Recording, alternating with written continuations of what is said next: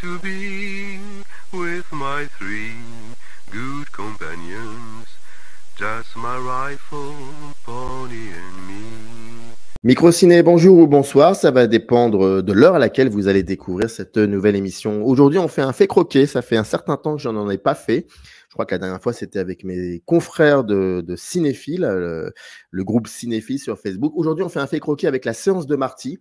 Il a accepté de revenir un petit peu sur, pas que la genèse de sa chaîne YouTube, mais un peu d'où il vient cinématographiquement. Bon, voilà, on va discuter à peu près pendant une quarantaine de minutes entre cinéphiles, comme on dit. Je suis très content en tout cas qu'il est là, qu'il a accepté. Ça me fait vraiment plaisir. Alors, première question, je la pose à tout le monde. C'est une question godardienne. Comment allez-vous? Eh ben, très bien, merci beaucoup. Et vous-même? Bah, content parce que ça fait un certain temps que j'ai pas fait un fait croquer et puis j'aime bien comme ça, une petite discussion très simple, en roue libre, et toujours autour du cinéma. Donc ça me fait d'autant plus plaisir. Et je vous disais hors caméra qu'il y avait une question que je pose à tous mes invités et qui est celle de l'image marquante que j'ai bien copiée et que j'ai bien volée à Serge Danet. Et l'image marquante, c'est tout simplement de comprendre si vous avez, vous, dans votre enfance, eu comme ça une espèce d'accroche, d'image, que ça soit un extrait d'un film, une photographie, un tableau ou même quelque chose que vous auriez vécu dans votre quotidien, mais qui aurait peut-être un rapport avec ce que vous entretenez avec l'image aujourd'hui. Est-ce qu'il y a cette image marquante? Ah oui, tout à fait, mais des images qui m'ont marqué, envoûté quand j'étais enfant, il y en a eu plein, Mais là, tout de suite, il y a un exemple qui me vient à l'esprit. J'en ai fait une vidéo d'ailleurs, c'est encore la vidéo dont je suis le plus fier aujourd'hui, c'est Le Roi et l'Oiseau. Et mais ça, Le Roi et l'Oiseau, c'est un peu une madeleine pour beaucoup de gens. Ils ont un rapport très compliqué avec ce film parce qu'ils l'ont souvent vu ensemble, enfant, pardon. Et c'est un film qu'on a beaucoup montré dans les écoles primaires apparemment. Enfin, c'est quand même un peu le patrimoine français, donc on est quand même très fiers de ce film, à juste titre, en France. Donc il y a beaucoup d'enfants de ma génération qui l'ont vu étant petits, et ça les a très fortement marqués, pour des bonnes ou des mauvaises raisons. En général, ils en ont un souvenir un peu traumatique parce que c'est un film qui est tellement hors des canons de Disney et des autres films d'animation qu'on pouvait voir à l'époque, parce que c'est un vrai film d'auteur et qui est vraiment unique en son genre. Donc voilà, étant enfant, ça fait partie des images qui sont très très marquantes quand on est petit, et les gens en gardent un souvenir très fort. Et moi aussi. Et il y a beaucoup de gens qui disent que ce film leur faisait peur quand ils étaient enfants, ce que je comprends tout à fait. Mais moi, j'ai tellement vu et revu ce film, parce que c'est vraiment le premier film que j'ai vu quand j'étais petit. Je crois que c'est le premier film que j'ai vu de ma vie. Ma mère avait acheté la cassette pour moi. Et voilà. Et donc, du coup, je l'ai regardé toute mon enfance. Et voilà, je crois que le visage du roi, avec sa moustache et son sourire un peu pernicieux comme ça, m'avait très, très fortement marqué. Et quand je vois encore... je pense à une scène qui me hypnotisait quand j'étais petit, c'est la scène où le roi est dans l'ascenseur. Et il y a la voix. Alors, je n'ai jamais eu confirmation, mais je suis persuadé que c'est la voix de Daniel Auteuil. Hein. J'aimerais qu'on me donne cette info si quelqu'un l'a, parce qu'il y a peu de communication autour de ce film au niveau des doublages de voix. Donc, je suis sûr que c'est la voix de Daniel Auteuil qui fait le résumé de tous les étages que le roi est en train de... Vous avez vu Le Roi et l'Oiseau, j'imagine, oui. Ah oui, mais bon, voilà. Ça remonte. Voilà. Ça remonte là pour le coup. Il y a une scène absolument lunaire, très étrange, mais vraiment, il n'y a pas de musique. Et on entend une voix radiophonique qui sort d'un... En plus, c'est un film qui se passe dans un château, c'est à l'époque des rois et des reines, et puis on est dans un ascenseur avec une voix qui sort d'un micro. Déjà, bon, c'est tellement anachronique, tout est poétique et étrange dans ce film. Et il y a une scène où on entend une voix qui fait un peu une liste à la Jacques Prévert, où voilà, comment dire, il décrit tous les étages que le roi est en train de dépasser. Et à la fin, il arrive tout en haut d'un appartement secret qui est perché comme ça. C'est une espèce de parcelle de château qui est perché vraiment tout en haut, comme le château est un peu en forme de sapin de Noël. Et tout en haut, au sommet, il y a voilà, cet appartement secret. L'ascenseur arrive à cet endroit, enfin au tout dernier étage. et le roi sort de l'ascenseur, il rentre dans son appartement, et comme c'est un appartement secret et que personne n'a le droit d'y aller, qu'il n'y a pas le droit d'avoir des témoins, son majordome passe dans une trappe, enfin il appuie sur un bouton qui est derrière un tableau, et le majordome tombe dans une trappe, et et le roi rentre dans son appartement. Et je crois que de ma vie, je me suis jamais senti aussi hors du temps et aussi loin de tout qu'en regardant cette scène. Et cette scène me traumatisait et me fascinait quand j'étais enfant. Et je crois qu'en termes de cinéphile, ce que je cherche le plus dans ma vie, quand je regarde un film, c'est justement de me sentir dépaysé, de me sentir dans un endroit où je ne sais pas où je suis. J'aime pas être en terre inconnue, j'ai envie un petit peu qu'on m'emmène dans un truc que j'ai du mal à déchiffrer. Je pense que quand on est enfant, Le Roi et l'Oiseau, c'est un film terriblement difficile. Il n'y a rien de familier, rien n'est fait pour qu'on se sente dans un cocon. Enfin, c'est l'anti-Disney, quoi. C'est un film où il y a rien de... C'est fou parce que les gens disent que ce film leur faisait peur quand ils étaient enfants, mais il n'y a rien de menaçant, il n'y a rien de particulièrement effrayant dans ce film. Il n'y a pas de monstres, il n'y a pas d'enfants qui se font dévorer. Enfin, je veux dire, moi, quand j'étais petit, je regardais Jurassic Park. Là, oui, il y a des raisons vraiment d'avoir peur, pour le coup, d'avoir des traumatismes d'enfants. Mais le Roi et l'Oiseau, c'est entre guillemets un film pour enfants. Mais voilà, on est tellement dans une on appelle ça, comment dire, le mystérieusement autre, que du coup, ben voilà, on sait pas comment déchiffrer ça, et soit on est pris de peur, soit on est très fasciné. Moi, je pense que j'étais très très fasciné par ce film, et particulièrement par cette scène, quoi, là, quand le roi arrive dans son appartement secret. En plus, après, il y a une porte dérobée dans un mur, et puis il y a tout de suite un miroir fragmenté qui se reconstitue derrière lui. C'est sublime. Je vous conseille de le revoir, ça fait longtemps que vous ne l'avez pas vu. Et vous m'aviez dit hors caméra que vous aviez des enfants. Il faut leur montrer ce film de toute urgence, hein, vraiment. C'est ce que je préconise dans mes vidéos. C'est vraiment un film, même si les enfants ont du mal avec ce genre de cinéma, je pense que de toute façon, il faut le voir. Il faut le voir. C'est un film à voir.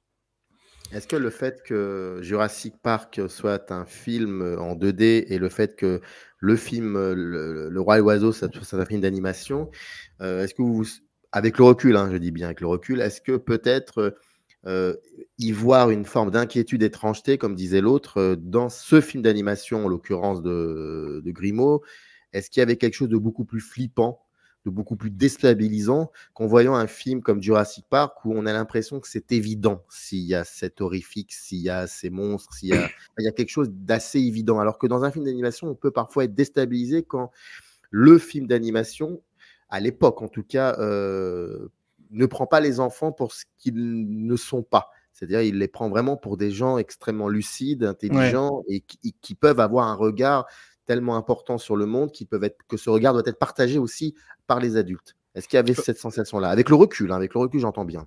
C'est compliqué à dire, mais oui, évidemment, l'animation, comme je l'ai dit tout à l'heure, on est tellement enfermé dans des standards, les standards de Disney, hein, pour dire, enfin, avec des grands yeux clairs, avec des mouvements comme ça assez énergiques, et avec un univers comme ça qui est très rassurant, que forcément, quand on en sort un peu, on peut être pris de malaise. C'est comme quand on n'a pas l'habitude de voir les dessins animés des années 30. Bon, ils sont très diffusés, donc on est habitué à cette esthétique. Ça a un nom particulier, je ne m'en rappelle plus. C'est un rapport avec les tuyaux de caoutchouc, parce qu'ils bougent de manière très déliée, avec des membres qui sont très caoutchouteux. Betty Boop, les premiers Mickey, on voit très bien de quoi je parle. Et oui, quand on voit ça, surtout quand c'est en noir et blanc, les enfants, ils n'ont plus l'habitude, donc peut-être ils peuvent être marqués par ça. Et la façon, parce qu'il n'y a pas seulement le design, il y a aussi la façon dont les personnages bougent. Et dans Le Roi et l'Oiseau, c'est des mouvements très déliés, très lents et très réfléchis. On dirait vraiment une chorégraphie. Des fois, quand les personnages bougent, ils ont des pantomimes qui sont très, très marquées. Très désarticulé, même parfois. Très désarticulé, tout à fait. Donc, ouais, quand on n'a pas l'habitude, et ça en dessin animé, plus qu'en film, c'est beaucoup plus exacerbé, c'est beaucoup plus évident à voir. Donc, forcément, ça saute aux yeux. Ouais. Après, oui, Le Roi et l'Oiseau et Jurassic Park, ça n'a rien à voir. C'est difficile à dire parce que je regardais aussi des films qui ne sont pas des dessins animés qui m'ont traumatisé quand j'étais petit, hein. Et puis j'ai regardé, j'avais tendance aussi à me... Mes parents étaient assez cinéphiles, on avait un garage où il y avait beaucoup de cassettes, et je regardais énormément de films qui n'étaient pas faits pour les enfants. Et donc il y avait des Woody Allen, je regardais Guerre et Amour ou Woody et les robots, alors que j'étais... Vraiment, j'avais 4-5 ans, donc je ne comprenais pas les blagues d'intellectuels new-yorkais. Bon, mais j'adorais l'atmosphère qu'il y avait dans ces films. Enfin, on ne regarde pas des films pour les comprendre. Ça, c'est quelque chose qui m'a toujours marqué toute ma vie. Je regarde pas un film pour suivre son scénario. Voilà, ça c'est une constante. On part sur autre chose là, mais vous me demandiez qu'est-ce qui relie l'enfant que j'étais au cinéphile que je suis aujourd'hui. C'est ça. C'est vraiment, quand j'étais petit, je regardais des films qui n'étaient pas faits pour moi, et je les regardais pour leur atmosphère, pour leur musique, pour ce qu'ils avaient à offrir de sensoriel, voilà, de sensitif. Voilà, on se laisse porter, et on n'est pas tout le temps dans l'intellect de savoir qu'est-ce que le scénario raconte, que va être le dénouement, qu'est-ce que ça dit, tout ça. Et c'est encore une réflexion que je me suis faite pas plus tard qu'avant-hier, où j'ai regardé un film de Bertrand Tavernier. Je suis en train de rattraper tous ces films, j'adore. Et j'ai vu un film qui s'appelle Une semaine de vacances, et puis j'ai commencé à me demander mais qu'est-ce qu'il veut dire, où est-ce qu'il veut en venir, qu'est-ce que c'est. Et au fait, je me suis dit, mais lâche quoi, lâche. Demande-toi ce que le film te fait. Et je me suis rendu compte que j'étais bien dans ce film, que j'avais pas envie qu'il s'arrête, que je le trouvais mélancolique, sympathique, drôle, touchant, et voilà. Et à la fin, j'ai vu un peu où il voulait m'emmener, mais ça m'a pas dérangé de pas le comprendre. Il y a aussi un autre film comme ça qui est sorti récemment qui s'appelle Pacifiction. Si on se met devant ce film pour attendre qu'il se passe un truc, un dénouement, un scénario, pour attendre de savoir qu'est-ce que le film veut dire, où il veut aller, on va être déçu, on va se faire chier, et c'est pas une très bonne manière d'appréhender le cinéma. Donc voilà, quand je regardais ces films quand j'étais petit, je ne cherchais pas une histoire, je cherchais pas à ce qu'on me raconte une histoire. Je voulais être enveloppé dans un univers que je connaissais pas. Quand j'étais petit, par exemple, j'adorais Eyes Wide Shut. C'est quand même pas un film pour les enfants, quoi. Mais c'est un film, je le regardais quand j'avais 10, 11 ans, 12 ans. Bon, je le regardais en cachette, parce que j'avais pas trop le droit de regarder ces films-là. Mais je regardais beaucoup de films en cachette.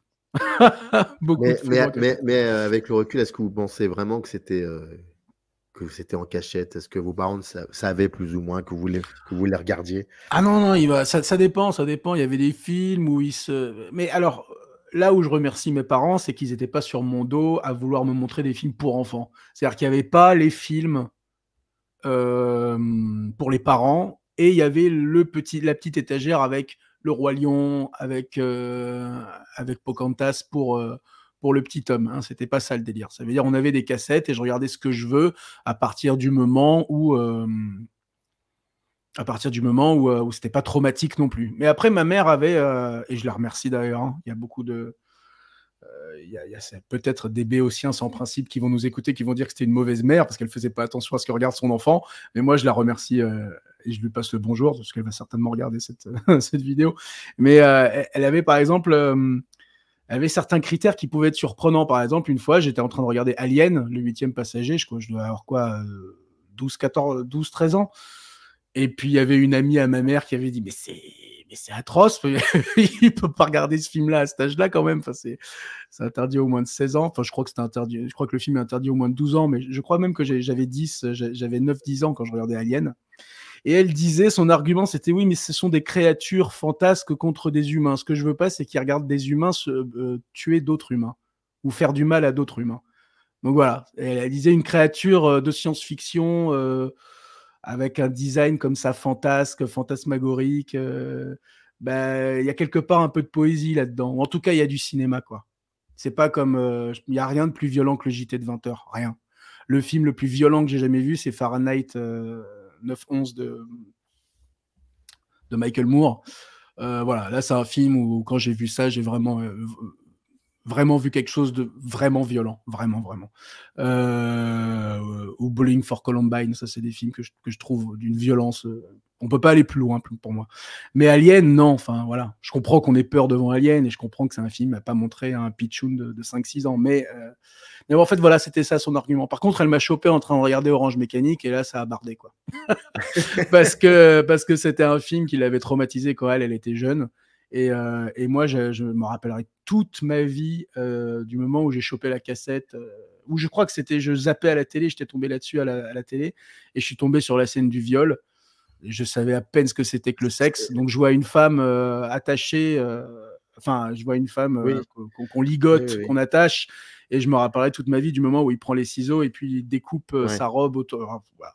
Et puis, j'avais vu, quand je le vois baisser son pantalon, j'ai dit, mais qu'est-ce que je suis en train de... Enfin, on est pris de stupeur, en fait, on comprend rien à ce qu'on regarde. Hein. Par contre, on sent d'instinct que c'est très grave ce qui se passe. Et là, elle est rentrée dans la pièce. À ce moment-là, elle m'a secoué en me disant, qu'est-ce que tu regardes? Qu'est-ce que tu regardes? Elle a éteint la télé. Elle était vraiment saisie d'effroi. Donc, quand même, elle faisait quand même attention à ce que je regardais. Et voilà. Est-ce que... Alors, il faudrait que vous me précisiez un petit peu la date où ce film a été, où Orange Mécanique a été diffusé à la télé, parce que c'est pas tous les jours. Hein, alors, nous, on avait aussi on avait Canal Satellite. Ah, peut-être, oui. Parce que mon père commençait à gagner un peu d'argent, donc on avait le câble, et puis non, c'était pas sur TF1. Hein, C'est pas le réseau hertzien. Ah non, TF1, je non, crois pas. c'était pas sur M6. C'était le moment où voilà, il y avait beaucoup de Oui. chaînes, il y avait beaucoup de chaînes, et il y avait plein de chaînes qui étaient spécialisées. Il y avait Ciné-Cinéma, History, Ciné-Cinéma, Ah je sais oui, pas quoi. oui, peut-être. Donc je crois qu'il y avait tout, je me rappelle plus très bien, hein, mais il y avait des films. Ou alors je l'ai vu en cassette, vous savez, ça fait, j'avais 7 Ça, c'est possible, ça. C'est beaucoup plus probable. Mais j'aimerais vous poser 2 questions suite à tout ce que vous êtes en train de me dire depuis 15 minutes. Ouais, je La parle première... beaucoup, hein. Après je rentre dans des tunnels un petit peu, je suis désolé. Non, il n'y a pas de souci, c'est une conversation, c'est fait pour ça.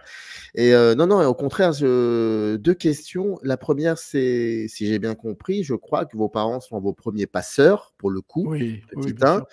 Petit 1, et peut-être même 3 questions. Petit 2, est-ce qu'aujourd'hui, vous savez un peu pourquoi ils vous ont montré des films, peut-être qu'ils n'ont pas voulu hiérarchiser ça, dans la façon de transmettre, dans leur transmission. Et puis troisièmement, est-ce que là, toujours avec le recul, quand je dis avec le recul, c'est vraiment depuis quelques années, depuis peut-être même que vous avez cette chaîne YouTube, est-ce que avec le recul, vous vous êtes rendu compte que le cinéma était peut-être une des nombreuses propositions artistiques qui vous a rendu adulte très vite, en fait? Oui. Alors, vous me demandez, je sais pas, j'ai pas bien saisi la première question, mais en fait, vous demandez si mes parents étaient mes premiers passeurs. Le truc, c'est que mes parents, c'était pas du tout le style de parents qui dit oui, il faut qu'il fasse du piano, il faut qu'il fasse du poney, il faut qu'il soit ceci, cela. En fait, il y avait des cassettes dans mon garage, mais personne ne voulait me les montrer. Moi, par exemple, je pense que je suis tellement cinéphile que si j'avais un môme, j'aurais tendance malheureusement à lui dire « Ouais, mais regarde ça, regarde ça ». Moi, on m'a pas dit « Regarde ça ». Ils ont tout de suite vu que j'adorais le cinéma, et après, ils me laissaient faire, en fait. Et donc, du coup, j'allais piocher dans les cassettes. Mais si je m'étais pas intéressé au cinéma, ils n'auraient pas voulu m'y ramener. Comme il y a beaucoup de gens qui font de la musique parce que leurs parents voulaient qu'ils fassent de la musique. Moi, non, c'est pas ça. Hein. Donc voilà. Je suis devenu cinéphile par la force des choses, mais très tôt, hein, par contre, très tôt, le cinéma, c'était mon obsession, c'était que ça, tout le temps. Et donc, du coup, après, c'est devenu une évidence. Et ensuite, c'est quoi la question? Il y avait l'idée aussi que qu'est-ce qu'il y a... Alors ça, vous y avez répondu un peu, parce que la première question, c'était par rapport au fait que ce soit eux les passeurs, et vous m'y avez répondu. Mais vous avez aussi répondu peut-être à la deuxième question, qui était qu'est-ce qui fait qu'avec le recul, est-ce que vous avez réfléchi au fait que vos parents ne hiérarchisaient pas le système de transmission, à savoir il y a les films pour enfants, il y a les films pour adultes. Mais vous y avez répondu en me disant qu'il y avait des films et c'est vous qui procédiez à votre propre montage, en fait. Vous preniez... voilà. En fait, mon père, c'est un chef d'entreprise, il n'a pas spécialement la fibre artistique, mais il a toujours été passionné pour le cinéma, par le cinéma. Lui, par exemple, tous les dimanches, c'était Le Parrain. Le Parrain, Les Affranchis, les films de gangsters, ça, et voilà, les films de gangsters, qui est vraiment une passion pour moi, vraiment une passion. Les Affranchis, je crois que c'est un des films qui me rend le plus heureux. Je le regarde au moins une fois par an. C'est vraiment, ce film, c'est une obsession pour moi. Le Parrain, bien sûr, j'adore. Et ma mère adorait les films de Woody Allen, de Jim Jarmusch. Son film préféré, c'était La Nuit du Chasseur. Bon, elle en a plein d'autres, évidemment. Mais bon, tout ça. Et elle adorait les films de gangsters. Hein. Elle adorait les films de Scorsese, évidemment, Taxi Driver, tout ça. Donc, ouais, il n'y avait pas de hiérarchisation. Ça, je pense que c'était le coup de bol que j'ai eu, quoi. Ouais, complètement. J'aime pas entendre des films pour enfants. C'est quoi un film pour enfants? Il y a des films, quoi. Il y a des films à pas montrer aux enfants, mais il n'y a pas de film pour enfants. Ça, c'est ma philosophie, quoi. Oui, on va pas montrer Irréversible ou Shining à un gamin, mais ça sert à rien de lui mettre des films pour eux. C'est un peu comme si on disait il y a des films pour les homosexuels, il y a des films pour les femmes, il y a des films pour... C'est grotesque. C'est pas ça l'art. Pour moi, c'est ça va à l'encontre de la démarche de voir de l'art. Si on est cantonné, un film pour enfants, oui. Moi, j'aime bien regarder Shrek, hein, j'aime bien regarder des films pour enfants, j'aime bien ça, quoi. Hein.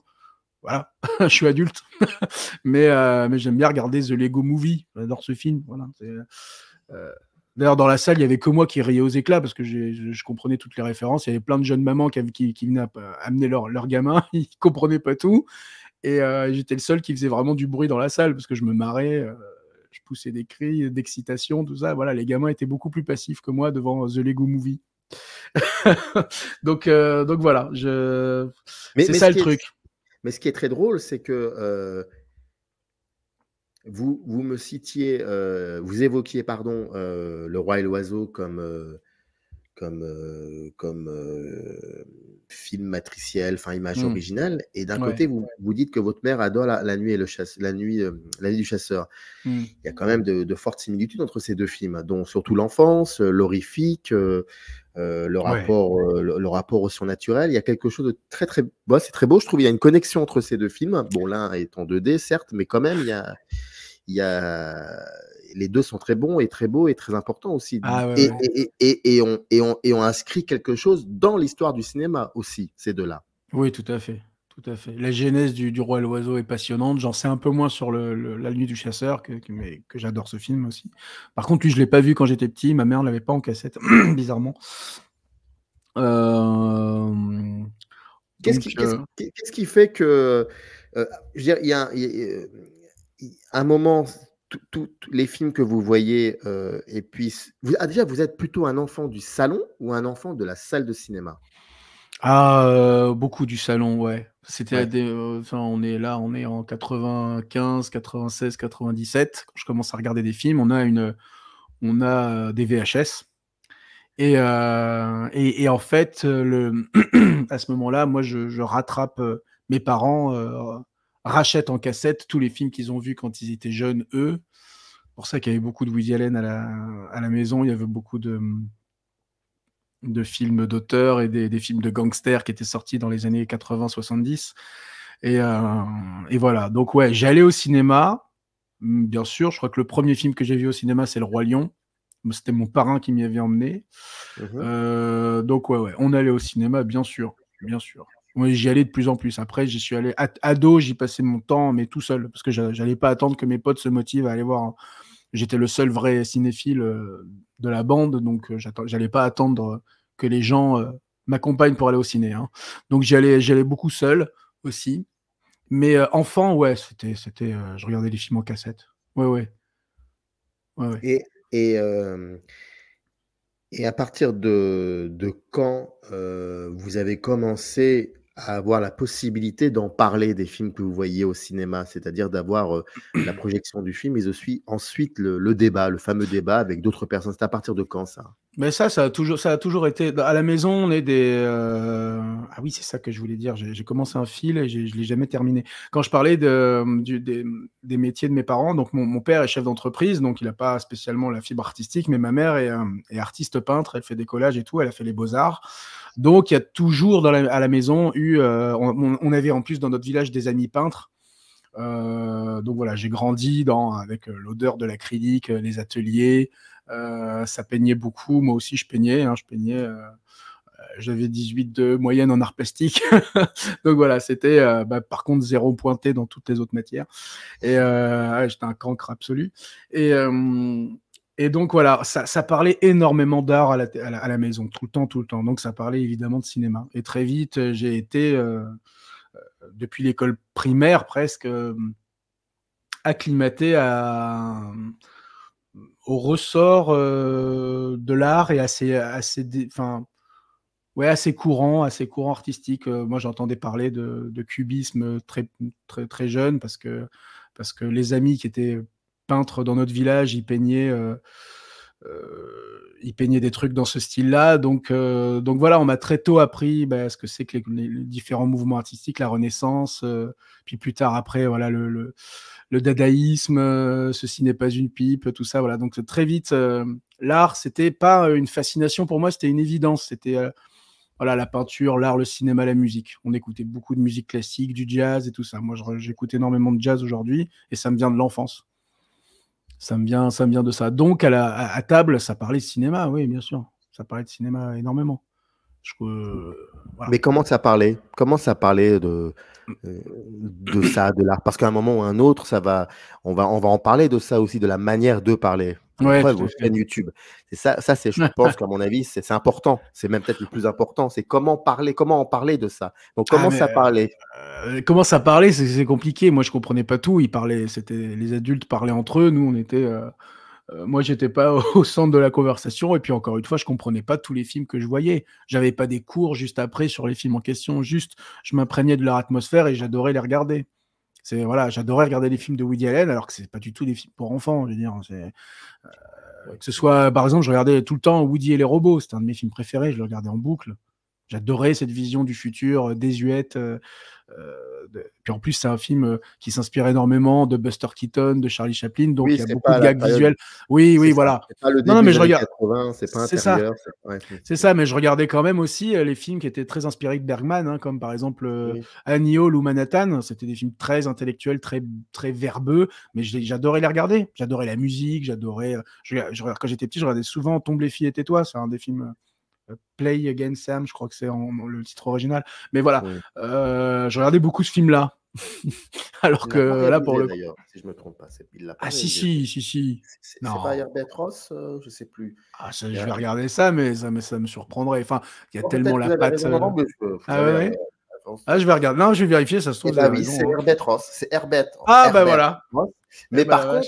contre, Tiens, le c'est fou. scénario, c'est quand même Woody Allen. Ben, Donc, c'est le scénario, c'est lui les voilà, dialogues, c'est ça. j'imagine, et c'est lui l'acteur principal, donc c'est quand même un film de Woody Voilà, on se Allen, dit quoi. que Il y avait peut-être un autre mec qui tenait la caméra, mais enfin voilà. Hein, je pense que... non, bah bref. Non, mais c'est quand même un film de. C'est pas un film de Woody Allen. Ok, d'accord. non, mais vous avez raison. Non, mais c'est un film c'est-à-dire qu'il aurait pu le faire lui aussi, mais peut-être Oui. qu'il s'est passé des choses qui font que. Mais donc, comment ça parlait de cinéma, ce serait difficile de vous dire. Moi, c'était. Et puis vous avez eu, et à part les parents, à part les amis, à part les personnes qui sont dans l'endroit où vous habitez, au village, mais quand est-ce que vous commencez à avoir des discussions avec des personnes de votre âge, et ce sera quand? Ça sera au collège? Ce sera l'adolescence. Oui, ce sera l'adolescence. Ça va faire bon. Alors non, je pense à plusieurs choses, mais oui, j'allais souvent au cinéma et donc ayant vu quand même pas mal de films qui n'étaient pas faits pour moi, j'avais un petit bagage aussi. Et bon, j'étais toujours le cinéphile de la bande, donc voilà, c'est pas que j'avais un avis plus intéressant que les autres, c'est juste que c'est moi qui ai engagé la conversation et qui essayais de pousser les gens à en parler. Mais c'est vrai que c'est venu peut-être un peu tard, hein, ça, le fait d'intellectualiser, de verbaliser son rapport au cinéma. Moi, un des plus fortes, des souvenirs les plus forts que j'ai jamais eu au cinéma, c'est quand je suis allé voir Matrix avec ma sœur en 99. Donc j'étais dans la salle, on savait pas bien si c'était un film pour enfants, mais encore une fois, je vous dis, il n'y avait pas cette politique à la maison de savoir est-ce que Tom il doit aller voir des films de son âge ou pas. Donc les films n'étant pas interdits aux moins de 16 ans, j'y suis allé. À l'époque, j'avais 9 ans, parce que c'était en 99, j'avais 9 piges. Ah oui, quand même, hein. Ouais, voilà, c'est ça. Et le film, je me rappellerai toute ma vie être dans la salle et de voir la bouche de Néo qui fond et le moment où il a plus de bouche et moi mon cerveau il a explosé. J'ai dit non, j'ai pas signé pour ça. Je pensais pas pouvoir un jour de mon vivant voir un truc pareil. Le cinéma m'a apporté ça. Et donc ça, j'ai rien compris au film déjà. Alors on est en 99, Internet est pas démocratisé. Maintenant on montre Matrix à un gamin de 8 ans, il comprend tout, hein, y a pas de souci. Mais à l'époque, faut savoir, pour la petite anecdote, après je referme la parenthèse, mais quand les sœurs Wachowski ont présenté le projet à Warner Bros, les producteurs ont dit on comprend rien. Ça, c'est un truc pour geek. C'est un roman d'obscur geek, le grand public va rien comprendre. Mais moi, je suis sorti de la salle et je n'avais rien compris. Mais j'en avais eu pour mon argent, quoi. C'est très tard que c'est venu l'idée d'intellectualiser Matrix et de vouloir mettre des mots dessus. Quand j'avais 9 piges, voilà, c'était la musique, la mise en scène, les cascades, et puis le frisson, quoi, ne serait-ce que lorsqu'il ouvre un colis, il sort, il y a un téléphone qui lui tombe dans la main, le téléphone se met à sonner tout de suite. Bah ça, vous voyez, ça se passe de dialogue. Et la musique fait un petit... la musique, elle fait une petite sonorité comme ça, très discrète, juste pour souligner le passage. Ça, c'est de la mise en scène pure. Et donc, du coup, moi, ça me faisait vibrer. Ça me rentrait dans le bide. Et c'était ça. C'est après que je me suis dit, Matrix, on va en parler. Mais pour l'instant, à cette époque-là, Matrix, je le vivais, je le dessinais, je passais mon temps à dessiner sur Matrix. Mais Matrix, c'était une véritable obsession. Et c'est bien après. C'est comme la première fois que j'ai vu 2001, l'Odyssée de l'espace. Je n'ai pas du tout cherché à savoir où est-ce que l'astronaute était à la fin, est-ce qu'il y avait bien des extraterrestres. Tout ça, je me suis même pas dit, je vais lire le bouquin pour mieux comprendre. Non, c'est juste la mise en scène de Kubrick qui m'a accompagné. J'adorais me poser devant ce film. J'adorais mettre ce film en fond sonore quand je travaillais. Ça m'aidait à me détendre, à me concentrer. Voilà, en fait. Donc, et c'est bien après que je me suis dit, non, mais cette passion du cinéma, elle est tellement omniprésente qu'il va bien falloir me poser des mots là-dessus. Et donc, c'est venu bien après, oui. Et donc, après, si on doit aller, si la question... L'idée, c'est de migrer jusqu'à quel moment j'ai commencé à lancer ma chaîne YouTube et tout. Donc, du coup, quand j'étais ado... non, d'accord. Eh bien non, parce que vous avez dit quelque chose qui m'interpelle. Vous dessiniez sur Matrix. Oui. Qu'est-ce que vous dessiniez exactement? Ah bah, je sais pas, des hommes et des femmes qui se battent. J'essaie de reproduire certaines scènes. Je dessine depuis que je suis tout enfant. Je suis dans une période de ma vie où je dessine plus. Parce que maintenant, je fais que du montage, j'ai laissé tomber un petit peu tout ça. Mais le bagage, mais ça me sert encore aujourd'hui dans la composition, parce que je suis graphiste aujourd'hui. Mais donc voilà, mon premier rapport à ça, c'était le dessin à la main. Et je dessine depuis que je suis tout enfant, tout petit. Donc j'ai tous les films qui m'ont obsédé. J'ai dessiné du Star Wars toute mon adolescence. J'ai dessiné des vaisseaux spatiaux, des extraterrestres, des sabres laser, tout ça, quoi. Donc voilà. Qu'est-ce que je dessinais c'est difficile à dire, mais c'est parce que généralement, très souvent, lorsqu'on essaye de questionner un film par le prisme critique, la base, c'est de prendre des moments, des séquences du film et de les travailler. Et j'aime bien cette idée de dessiner aussi des choses qui seraient peut-être des moments forts du film. Et on les dessine, ces moments forts du film. Donc, j'ai l'impression que ça peut être une belle connexion. C'est pour ça que mais en étant passionné de graphisme depuis tout petit, je dessinais des affiches alternatives. Donc, je faisais même du lettrage en bas au milieu, avec le titre du film, tout ça. J'étais, par exemple, en 2005, j'étais obsédé par Aviator, et je dessinais des affiches alternatives avec les compositions qu'on peut retrouver sur les vieilles affiches. Vous avez les affiches de Star Wars où il y a des têtes flottantes, et puis des petites scènes qui se passent un petit peu. Il y a différents rapports d'échelle, de perspective, tout ça, ça me passionnait. Je dessinais pas des scènes du film précisément. Je dessinais surtout des affiches de films, ouais. Et le cinéma français dans tout ça? Ah bah le cinéma français, alors le cinéma français... Par rapport à l'enfance, l'adolescence, vos parents, tout ça, où est-ce qu'il est le cinéma français? Alors le cinéma français, il est partout, hein. Il est partout. Moi, je l'ai toujours trouvé admirable. Évidemment, je regardais pas des Truffaut et des Godard, mais il y en avait qui passaient à la télé. Et ouais. Vous êtes marrant. Vous me dites évidemment, je regardais pas des Truffaut et des Godard, mais je vous rappelle, vous regardiez quand même. Oui. Mécanique, je dirais. Ouais. Non, mais parce que Godard, c'était pas une référence pour mes parents, mais d'accord. Mais sinon, on regardait des films. Oui, non, il y a pas de problème. Sinon, on regardait des films de Jaoui et Bakri. depuis tout Mmh. petit. Moi, je suis un fan D'accord. Un air de famille. Donc, ouais, Bakri, c'est une Mmh. figure. C'est une figure très.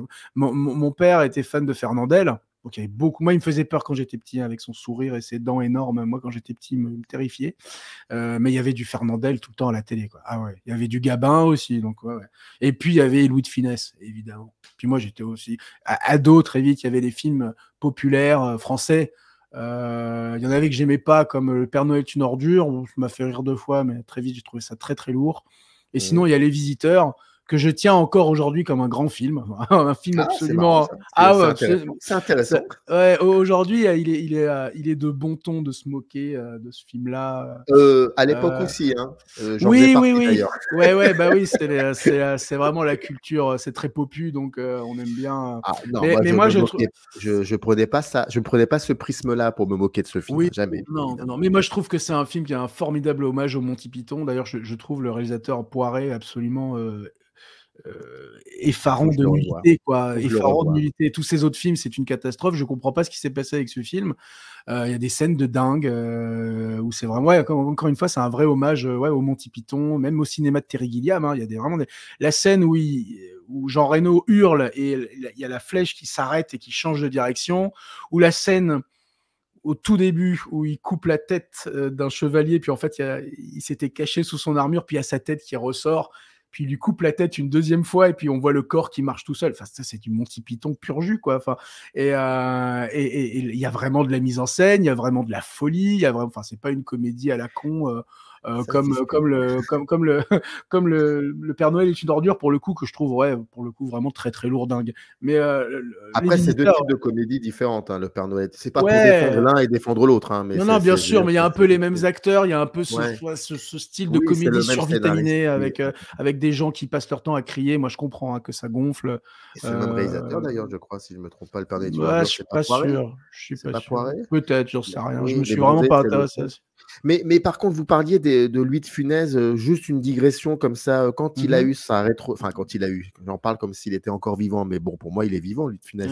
Quand Ouais. il Tout quand à il fait. quand il, non, mais c'est très drôle parce qu'il y a quelques jours de cela, j'ai découvert que, un livre allait être publié, un essai d'universitaire sur Louis de Funès, édité Ok. chez Yellow Now, qui est une maison d'édition qui, comment dire, qui a l'habitude de publier des, comment dire, des essais un peu, Exigeant. exigeants. Donc j'ai Ouais, non, trouvé mais ça, très Louis de content, Funès, très content. c'est quelqu'un qui c'est une rigueur de travail et une Oui, bien technique sûr. complètement Mais folle. Hein. mais C'est quand pas il a un eu mec. sa rétrospective à la Ouais. Cinémathèque, j'imagine que vous deviez enfin, rétrospective, oui, je crois que c'était une rétrospective ou alors une exposition plutôt, Mais je je l'ai pas sais vu plus. passer.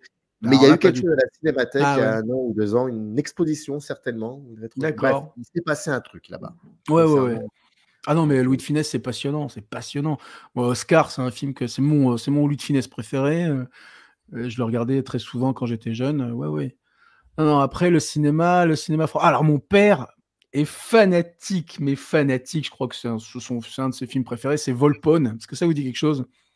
Oui, de Maurice Tourneur. Ah voilà, ça avec Louis Jouvet.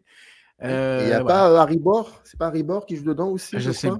Je sais plus. Mais alors ça, voilà, c'est son film Petit de Rémus, chevet. ouais. Mmh. Voilà.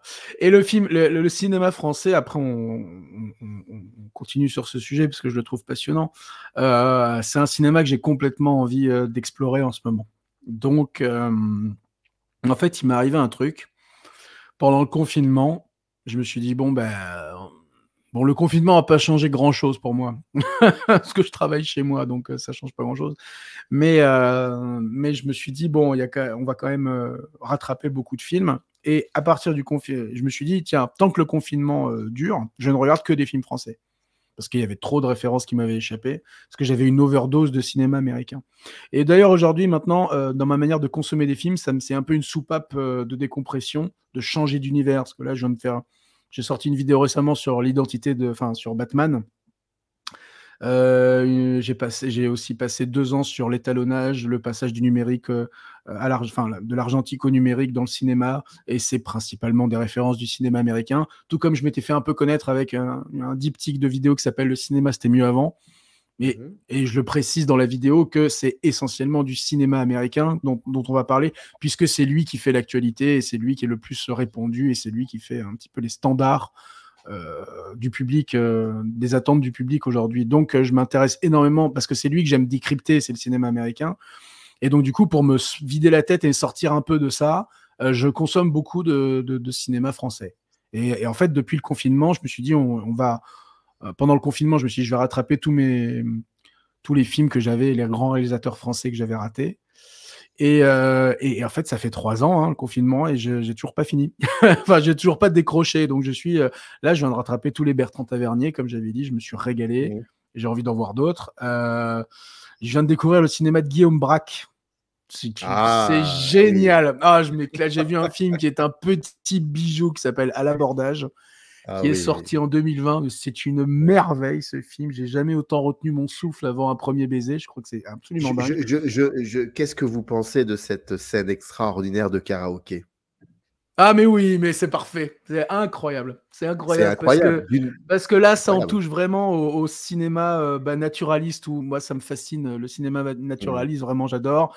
Et dans ce film-là, j'étais en train de le réalisateur a vraiment une pure démarche d'aller dans un endroit et de demander à des gens qui sont professionnels ou non. Je pense pas que ce soit des professionnels tous.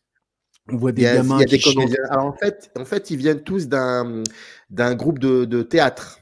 D'accord. Voilà, et c'est comme ça qu'ils se sont rencontrés au cours, je crois, d'un stage ou d'un atelier théâtre, je me rappelle plus. Sauf erreur de ma part, hein. Et c'est comme ça qu'ils ont fait le film. Mais il y a des acteurs. Hein, Et je suis fasciné par cette idée de on va capter un moment et tout va être très, très déconstruit. Il va pas y avoir. Encore une fois, c'est le discours que j'avais tout à l'heure, ne pas se poser devant un film pour attendre qu'il se passe un truc à tel moment, un élément perturbateur, un retournement, un twist. Donc voilà, là on est vraiment dans une scène où on est où le scénario est complètement suspendu, et puis on est là, on est en vacances, quoi. On est vraiment en vacances, on est dans une soirée de karaoké, et le timide de la bande a fumé un pet, et c'était la première fois de sa vie, donc il se met à chanter n'importe comment. Il y a son pote qui est en train de finalement conclure avec la fille de ses rêves, qui arrive et puis il le regarde en se marrant. Enfin bref, c'est voilà, c'est peut-être la meilleure scène de karaoké, parmi les meilleures scènes de karaoké que j'ai vues. Voilà, donc je conseille vivement de regarder le cinéma de Guillaume Braque. Alors il a fait des films beaucoup moins accessibles, comme L'île au trésor, qui est carrément une série de portraits, une série de tableaux comme ça. Là, c'est très décousu, c'est presque expérimental. Enfin, je sais pas, mais beaucoup plus difficile à voir, mais très intéressant aussi. Mais voilà, je conseille à l'abordage, qui est une petite merveille. Sinon, voilà, je viens de finir les Maurice Pialat aussi. J'ai fait tout mon cycle. Alors ça, c'est déprimant. C'est déprimant, mais c'est génial. J'aime beaucoup. Ah, c'est jubilatoire. Ouais. Tout à fait. Et attendez. Regardez. Sinon, moi, je suis fanatique. Quand je dis fanatique, c'est fanatique de Bertrand Blier. Donc voilà, je crois que Buffet froid, c'est un des films que j'aime le plus au monde. Tenue de soirée, là, que je joue en ce moment au théâtre. Là, je fais Depardieu, évidemment, sinon ce serait pas drôle. Vous êtes aussi acteur? Oui, alors du théâtre, j'en ai fait toute ma vie, ouais. Donc là, j'avais fait une pause de 5 ans depuis que j'avais lancé ma chaîne YouTube, qui m'avait beaucoup absorbé, et j'ai décidé que la planche, ça me manquait beaucoup. Les planches me manquaient beaucoup trop. Donc j'ai repris le théâtre là. Donc je joue dans un cours du soir, qui s'appelle Studio Muller. Ah, j'ai rattrapé, alors je reprends ce que j'étais en train de dire. Depuis Pacifiction, j'ai découvert Albert Serra. Alors là, ça c'est compliqué, mais c'est passionnant. C'est passionnant, il faut que je voie la mort de Louis XIV, ça c'est un film que j'ai très envie de voir. Liberté, bon apparemment, il faut avoir le cœur bien accroché, mais et j'ai trouvé Alors Liberté, c'est vraiment une parenthèse, mais assez hard. Hein. Ouais. J'ai cru comprendre. J'ai envie de le voir, hein. J'ai très envie de le voir. Ça a l'air d'être moitié Gaspard Noé, moitié Barry Lyndon, j'aime bien. Et sinon, Pacifiction, j'ai adoré. Complètement fou. Et alors j'ai terminé Éric Rohmer, je déteste. Vous avez vu tout Rohmer, hein? J'en ai vu pas mal. Genre moi j'aime juste quand il y a Fabrice Lucchini, parce que bon, j'aime tellement Fabrice Lucchini que le voir, au moins voilà. Mais tous ces acteurs, c'est un peu. Je me rappelle quand j'étais petit, ma cousine regardait un truc complètement ringard qui s'appelait Sous le soleil. où c'est voilà, je me moquais d'elle, quoi, parce que moi j'étais et donc elle, voilà, c'était Barbara a couché avec Jason, et je crois que Jennifer est au courant, enfin que des trucs à la con comme ça. Et je me suis mis à regarder le cinéma d'Éric Rohmer. Moi, je vais dire un truc qui je vais me faire assassiner, hein. Mais j'ai vu Pauline à la plage et je me suis dit, mais c'est vraiment, c'est sous le soleil, en fait. Ah bah non, mais alors attendez, non, mais c'est juste, c'est la même émission, c'est le même principe avec un filtre de film d'auteur par-dessus, mais je trouve ça aussi inintéressant et aussi pénible à regarder que sous le soleil. Vous êtes mon invité, donc je vais vous respecter. Mais non, parce que attendez, non, mais je suis très sérieux sur une chose. Non, il n'y a pas de problème, il y a pas de problème. Non, mais non, vous allez voir, vous allez rigoler encore plus. Voilà, ce que vous venez de dire, c'est quelque chose qui a été dit depuis très longtemps, en fait, et pas forcément par des personnes complètement anti-Rohmer. Non. Ouais. Beaucoup de gens disaient qui étaient assez sensible au cinéma de Rohmer, qui disait qu'il y avait comme ça un côté sitcom, fleur bleue, et après travailler autrement. Donc ce que vous dites me choque pas parce que je l'ai déjà entendu, et ça fait, ça peut être travaillé sur ce. Ah non, mais j'ai très bien conscience que je suis en train de redire un poncif sur le cinéma de Rohmer et un truc. Non, c'était pour vous rassurer que, en fait, vous n'allez pas vous faire attaquer, hein, vous inquiétez pas. Non, oui, mais je peux me faire attaquer par les spécialistes de Rohmer, mais c'est exactement comme moi, je lève les yeux au ciel quand j'entends 2001, c'est chiant, il se passe rien, il n'y a pas d'action. Voilà, moi, ça m'exaspère. Et quand je vais dire ça sur le cinéma de Rohmer, on va dire putain, il a rien compris, il dit la même chose que tout le monde. Mais et ça, c'est évident. Vous avez pris le temps quand même de regarder. Ah oui, bien sûr, non, mais je m'intéresse. Voilà, et puis, encore une fois, il n'y a pas de mauvais sujet. Je ne vais pas attaquer Rohmer pour dire « Ah, il pourrait filmer des choses plus intéressantes ». Non, parce que si on regarde le cinéma de Guillaume Braque, c'est une espèce de… on s'attarde sur ce qui pourrait être vu comme le rien, alors que non, dans le rien, il y a tout aussi. Et de s'intéresser à une atmosphère, à un moment de la vie comme ça. Que le cinéma de Rohmer ne soit pas… parcouru de grands sujets, moi ça me pose aucun problème. Voilà, c'est juste que des fois j'ai du mal à me concentrer quand je vois ce jeu d'acteurs aussi démonstratif, aussi candide, aussi. Enfin ouais. Mais ce jeu d'acteurs là, je l'ai retrouvé chez Bertrand Tavernier, où il y a un peu, ça fait un peu sitcom quand on regarde L'Appât de Bertrand Tavernier, que j'ai beaucoup aimé d'ailleurs. Oui, mais ça c'est normal, parce que ça parle de ça en même temps. Oui, non, mais ça d'accord. Voilà, ça. Mais ce que je veux dire, c'est que ce feeling de jeu d'acteur comme ça, un petit peu très, très démonstratif et très, c'est un peu comme du Rohmer, mais en mieux, quoi. Alors que Rohmer, bon, il y a des scènes. Alors, attendez, un film, j'en pouvais plus, quoi. C'est même, allez, je vais vous donner des choses. Alors, pleine lune à Paris. C'est ça, un truc comme ça. Non, j'allais en fait vous taquiner et vous dire j'ai oublié, c'est terrible.